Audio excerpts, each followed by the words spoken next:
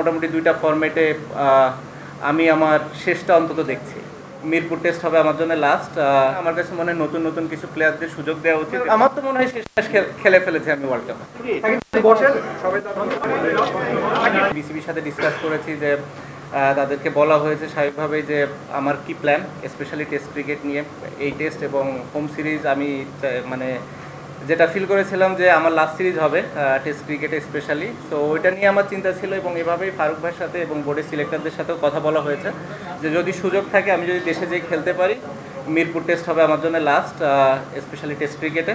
এবং সেই কথাটা বোর্ডের সবার সাথে বলা হয়েছে এবং তারা এই বিষয়টা জানে এবং তারা চেষ্টা করছে যে কিভাবে এটাকে সুন্দরভাবে অ্যারেঞ্জ করা যায় এবং যাতে করে আমি যে খেলতেও পারি এবং নিরাপদ ফিল করি। অ্যাট দি সেম টাইম যখন দেশের বাইরে আসার দরকার হবে এবং দেশের বাইরে বের হতেও যেন আমার কোনো সমস্যা না হয়, এই জিনিসটা বোর্ড খেয়াল করছে এবং যারা এই বিষয়গুলোর সাথে রিলেটেড মানুষ আছে তারাও এই বিষয়টা দেখবে এবং দেখছে বলে আমি মনে করি এবং তারা হয়তো আমাকে একটা ডিসিশন দিবে যেটার ভিত্তিতে আমি হয়তো দেশে যে খুব ভালোভাবে খেলে অ্যাটলিস্ট টেস্ট ফরম্যাটটা ছাড়তে পারবো।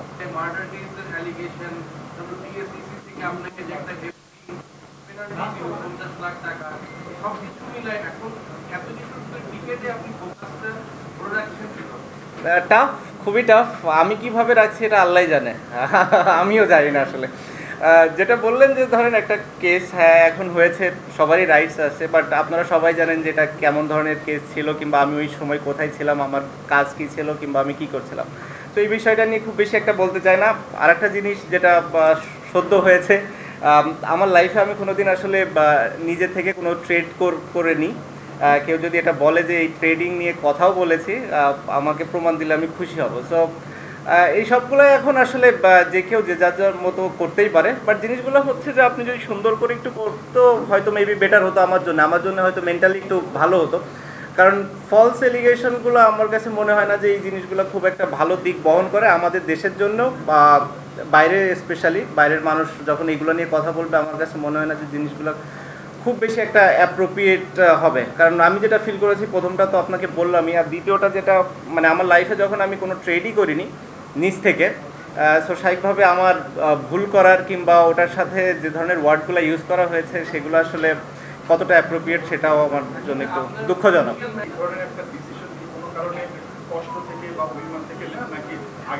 না না, অবশ্যই কষ্ট কিংবা অভিমান থেকে নেয়া না। আমার কাছে মনে হয় যে this is the right time move on করার জন্যে এবং নতুনদের আসার সুযোগ তৈরি করে দেওয়ার জন্যে। অ্যাট দি সেম টাইম টি-20তেও আমার আসলে একই ধরনের চিন্তা, আমি হয়তো এটা অপ্রাসঙ্গিক হলেও বলে ফেলতে চাই, কারণ হচ্ছে টি-20 নিয়েও আমাদের কথা হয়েছে, সিলেক্টর এবং প্রেসিডেন্ট বোর্ডের সবার সাথে এটা নিয়েও আমি কথা বলেছি যে আমার কাছে মনে হয় this is the right time যে টি-20 থেকেও আমি মুভ অন করি এবং আপাতত নেক্সট যে কিছু সিরিজগুলো আছে কিছু নতুন প্লেয়ার আসুক, নতুন প্লেয়ারদের সুযোগ দেওয়া হোক।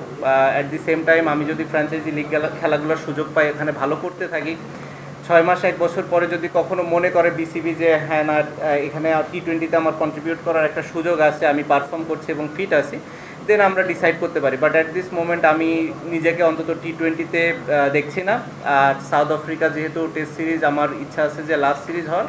সো বেসিক্যালি আপনারা বলতে পারেন যে মোটামুটি দুইটা ফরম্যাটে আমি আমার শেষটা অন্তত দেখছি। ও না না না, এখন আসলে এই সিরিজগুলো আমি খেলার আমার কোনো রিজন আছে বলে মনে করি না। আমার কাছে মনে হয় নতুন নতুন কিছু প্লেয়ারদের সুযোগ দেওয়া উচিত এবং তাদেরকে দেখার এটাই সব থেকে বড় সময় কিংবা সুযোগ। এটা আছে, এরপরে হয়তো ওয়েস্ট ইন্ডিজ আছে, তারপরে আরও কিছু ইয়ে থাকবে। আমার মনে হয় 2026 সালের যদি দিকে বাংলাদেশ ক্রিকেট বোর্ড চিন্তা তাকায় তাহলে সেটাই হবে সব থেকে ভালো দিক এবং এটা আমরা সবাই মিলে ডিসিশন নিয়েছি এবং আমরা সবাই এটাতে একমত। আমার তো মনে হয় শেষ খেলে ফেলেছি আমি world cup.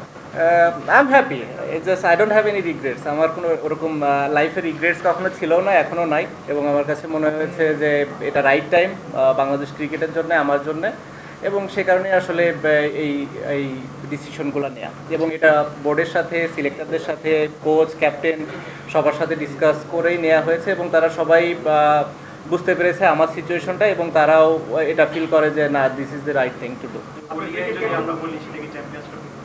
I hope so. So 9 more টি-20 ওডিআই। Thank you. একটা রিকোয়েস্ট আছে, আমরা একটু সবাই